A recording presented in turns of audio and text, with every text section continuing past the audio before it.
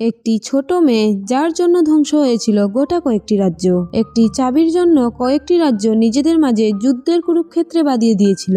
চলুন দেখে আসি রহস্যময়ী বাংলার সাথে এমনই কিছু দৃষ্টি ধাঁধানো আকর্ষণীয় কাহিনী নিয়ে নির্মিত জনপ্রিয় Chinese movie the tai chi master. কাহিনীর শুরুটা কয়েকশো বছর আগে, যখন চীনের একটি রাজ্য ছং বংশ শাসন পরিচালনা করত।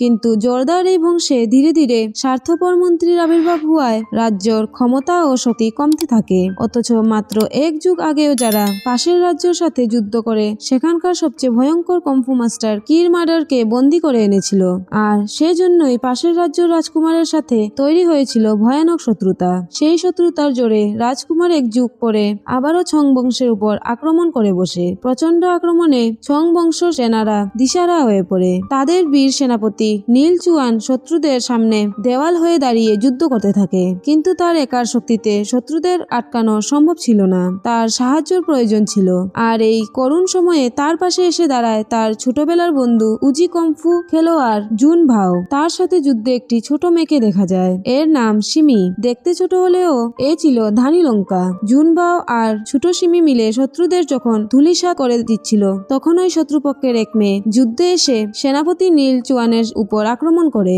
বন্ধুর বিপদ দেখে জুন ভাও দ্রুত সামনে গিয়ে বন্ধুকে রক্ষা করে। আশ্চর্যের বিষয় হলো মেয়েটি আর কোনো যুদ্ধ না করেই সেখান থেকে পালিয়ে যায়। আসলে সে এসেছিল কির মার্ডারকে যে সেলে রাখা হয়েছিল সেই সেলের চাবি চুরি করতে। তার কাজ হয়ে গেছে, তাই সে চলে গেছে। চাবি নিয়ে মেয়েটি রাজকুমারকে দিয়ে দেয়। রাজকুমার মূলত এই উদ্দেশ্যেই এই যুদ্ধ লাগিয়েছিল। রাজকুমার এবার তার দলবল নিয়ে ফিরে যায়, কিন্তু ফেরার আগে তার দুজন সেনা ছোট সিমিকে অপহরণ করে নিয়ে যায়। জুনবাও যখন এটা বুঝতে পারে, তখন সেও তাদের পিছু নেয়। সিমিকে নিয়ে সৈন্য দুজন একটি ভয়ঙ্কর জঙ্গলের ভেতরে চলে যায়, যেখানে তাদের চারপাশে একটি আজব পোকাকে ঘুরতে দেখে, যেটি আকৃতিতে ছিল বিশাল বড়। হঠাৎ এই পোকাটি কোথাও যেন হারিয়ে যায়। তারা চারপাশে সতর্ক নজর রাখছিল। হঠাৎ তখন ওই একজনের পায়ের নিচে যেন গর্ত হয়ে যায়, আর তাকে ভেতরে টেনে নিয়ে যায়। আর সাথে সাথে সিমি সহ আরেকটি সৈন্যকে বিশাল পোকাটি সেই গর্ত থেকে বেরিয়ে আক্রমণ করে। ঠিক সময় জুন বাও এসে সিমিকে পোকাটির হাত থেকে বাঁচিয়ে নেয়। এবার সে তৈরি হয় পোকাটির সাথে যুদ্ধ করার জন্য, কিন্তু হঠাৎই এক মায়াবী বাঁশির সুরে পোকাটি শান্ত হয়ে যায়। এন্ট্রি হয় গল্পের হিরোইন ইউইর। সে জুনবাওকে বুঝায় যে এই জঙ্গলে অনুমতি ছাড়া কেউ আসুক সেটা সে পছন্দ করে না।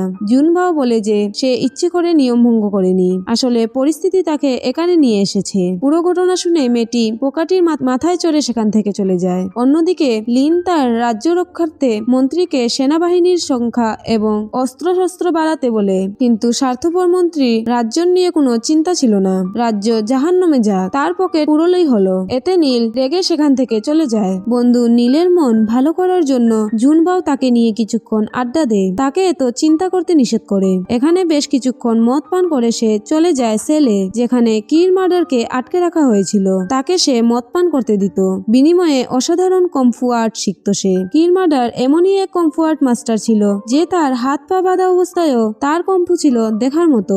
জুনবাও এখানেও কম্ফু শিখত, সেই সাথে নিজের গুরুর কাছেও উজি কম্ফু শিখত। একদিন তার গুরু তার শিষ্যদের ডেকে প্রতিযোগিতার আয়োজন করে, কারণ সে এখন অবসর নিতে চায়। তাই তাদের মাঝে থেকে কাউকে মাস্টার হিসেবে নিয়োগ দিতে চায়। যে এই কম্ফু প্রতিযোগিতায় প্রথম হবে তাকেই মাস্টার হিসেবে নিয়োগ দেওয়া হবে। প্রতিযোগিতার জুনবাও নিজের দুটো স্টাইলের সাহায্য সবাইকে হারিয়ে প্রথম হয়, কিন্তু গুরুজি বলে যে স্টাইল সে শিখায়নি সেটা এখানে প্রয়োগ করা অবৈধ। তাই সেদিন কোনো সিদ্ধান্ত না শুনিয়েই প্রতিযোগিতা শেষ করে তারা সবাই সেখান থেকে চলে যায়। তখন জুনবাও ছোট সিমির সাথে মজা করতে শুরু করে, কিন্তু এক পর্যায়ে খেয়াল করে তার কাছে লুকিয়ে রাখা সেই সেলের চাবিটি নেই। তার চাবিটি কোথায় হারিয়ে গেল? আসলে মুভির শুরুতেই যুদ্ধে সে চাবিটি হারিয়ে ফেলেছিল। এদিকে ইউইর ছিল জঙ্গলের রাজ্যের রাজকুমারী। তার বাবা কির মার্ডার যেহেতু বন্দী ছিল, তাই এক যুগ ধরে জঙ্গলের রাজ্যের দায়িত্ব সেই পালন করে আসছিল। তার এই নীরব স্থানটিতে উপস্থিত হয় পাশের রাজ্যের সেই রাজকুমার। রাজকুমার তাকে তার দলে যুক্ত হতে বলে, বিনিময়ে সে তার বাবাকে মুক্ত করার চাবি পেয়ে যাবে। কিন্তু ইউইর কোনো অসৎ পথ অবলম্বন করতে চাইছিল না, তাই সে সরাসরি তাদের প্রস্তাব প্রত্যাখ্যান করে। এতে রাজকুমার রেগে গিয়ে অন্যদের নিয়ে ইউইর উপর আক্রমণ করে। বিষাক্ত আক্রমণে ইউই বুঝতে পারে তাকে বাঁচতে হলে এখান থেকে পালাতে হবে। যদিও এখানে তার নিজের লোকও ছিল, কিন্তু কেউ তাকে সাহায্য করতে আসে না, কারণ গোপনে আগেই তারা রাজকুমারের দলে যোগ দিয়েছিল। তাই ইউইর কোনো মতে নিজের প্রাণ বাঁচিয়ে এখান সেখান থেকে পালিয়ে জঙ্গলের দিকে যায়, কিন্তু বিষ দ্রুত তার শরীরে ছড়িয়ে পড়ায় সে জ্ঞান হারিয়ে ফেলে। পরদিন জুনবাও নিজের অভ্যাস মোতাবেক মাতাল হয়ে জঙ্গলের ভেতর দিয়ে ঘোরাফেরা করছিল। হঠাৎ সে ইউইর জ্ঞান হারানো দেহটা দেখতে পায়। বিষের প্রক্রিয়া বুঝতে পেরে সে নিজের কাছে থাকা বিষ প্রতিরোধক ওষুধ প্রয়োগ করে। এতে খুব তাড়াতাড়ি ইউইর শরীরের বিষ প্রভাব কাটতে থাকে। এরপর যখন তারা নিজেদের মাঝে গল্প করছিল তখন সেখানে ছোট সিমি হন্তদন্ত হয়ে ছুটে আসে। সে আতঙ্কিত হয়ে জানায় রাজকুমার তাদের গুরুর দরবারে আক্রমণ করেছে। সাথে সাথে জুনবাও সেখান থেকে চলে যায়, কিন্তু সেখানকার কেউ বেঁচে ছিল না। কির মার্ডারকেও তারা ছাড়িয়ে নিয়ে গেছে। এখানে এমন কোনো যোদ্ধা ছিল না যে তাদের রুখে দিতে পারত। তাই অসহায়ভাবে সবাই মৃত্যুকে গ্রহণ করে নিয়েছে। শুধুমাত্র তার গুরু বেঁচে ছিল। সে এবার কমফোর্ট মাস্টারের দায়িত্ব জুনবাওয়ের হাতে তুলে দেয় আর বলে, এই ধারা রক্ষা করার দায়িত্ব এখন তোমাদের। অন্যদিকে কির মার্ডার ছাড়া পাওয়ার পর তার মেয়ে ইউইর সাথে জঙ্গলে দেখা করে। ইউই খুশি হয়ে আবেগে বাবাকে জড়িয়ে ধরে, কিন্তু তার বাবা তার সাথে পুরনো জায়গায় ফিরে যেতে বললে ইউইর সেখানকার সব ঘটনা খুলে বলে। কিভাবে বিপদের সময় তার নিজের লোকেরা বিশ্বাসঘাতকতা করে রাজকুমারের সাথে যোগ দিয়েছিল সেটা সে বলে দেয়। তাই কির মার্ডার একাই তার পুরনো আড্ডায় ফিরে যায়, কারণ তার প্রতিশোধ নেওয়ার ছিল তাদের থেকে, যারা তাকে এক যুগ বন্দী করে রেখেছিল। পুরনো আড্ডায় যুগ দিয়ে কিছু মুখোশ পরা লোক তাদের এই একজন কির মার্ডারের প্রস্তাব দেয় নতুন একটি রাজ্য দখলের সাহায্য করতে। এরাই তাকে মুক্ত করেছে। তাই কির মার্ডার তাদেরকে মুখের ওপর না করে দিতে পারে না, কিন্তু সে তাদের সাথে যেতে চাইছিল না। কিন্তু তাদেরকে ফিরিয়ে দিলে তারাই তাদেরকে মেরে ফেলবে। তাই কির মার্ডার নিজেই তার হাতে ছোড়া ঘুরিয়ে মুখোশ পরা লোকটির দিকে ছুঁড়ে মারে, কিন্তু লোকটি ছোড়া ধরে ফেলে তা ভেঙে মুচড়ে ফেলে। এটা দেখে কির মার্ডার তার কাজ করতে রাজি হয়। সে মুখোশ পরা লোকটির কথা মতো পাশেই অন্য এক গুরুর সকল শিষ্যকে মেরে ফেলে। এদিকে জুনবাও এই গুরুর কাছে এসেছিল তার দলের সবার মৃত্যুর খবর জানাতে, কিন্তু এসে দেখে সে আসার আগেই কির মার্ডার এদের সবাইকে মেরে ফেলেছে।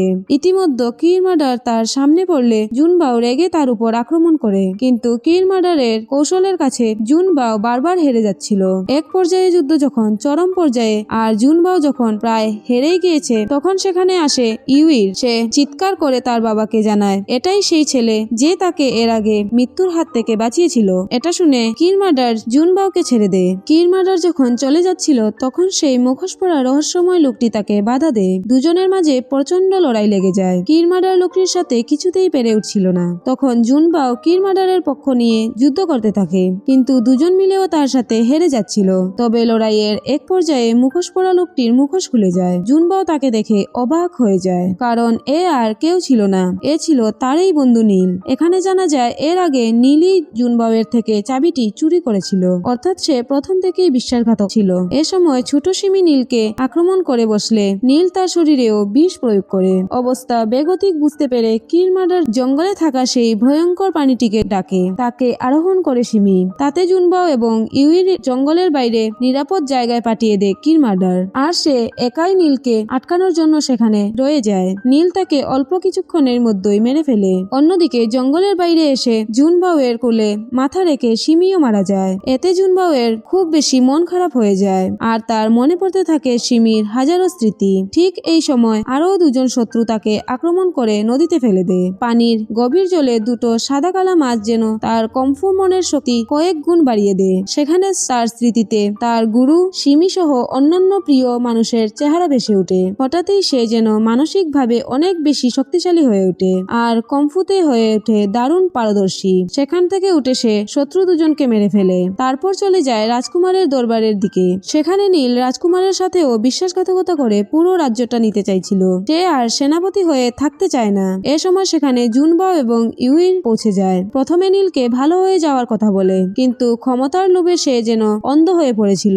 তাই সে জুনবাওয়ের সাথে লড়াই শুরু করে। এক পর্যায়ে সে বুঝতে পারে জুনবাও এখন আগের চেয়ে অনেক বেশি শক্তিশালী। তাই সে লাফিয়ে সেই ভয়ঙ্কর প্রাণীটির উপরে উঠে তার দেহ ভেঙে তার হৃৎপিণ্ড বের করে সেটি খেয়ে ফেলে। তার ধারণা ছিল এই হৃৎপিণ্ড খেলে সেও এর মতো শক্তিশালী হয়ে যাবে, কিন্তু না, সে আগের মতোই থাকে আর জুনবাওয়ের সাথে যুদ্ধে হেরে যায়। এবার জুনবাও এবং ইউইর একে অপরকে ধন্যবাদ জানিয়ে বিদায় দেয়। ইউইর জীবনের যুদ্ধ ছেড়ে শান্তি বেছে নেয় আর উজি কম্ফুকে এগিয়ে নেওয়ার প্রতিজ্ঞায় এগিয়ে যায় জুনবাও। আর এখানেই শেষ হয় রহস্যময় অসাধারণ মুভি দ্য টাইচি মাস্টার। তো পুরো ভিডিওটি আপনাদের কাছে কেমন লেগেছে অবশ্যই তা কমেন্ট বক্সে জানিয়ে দেবেন।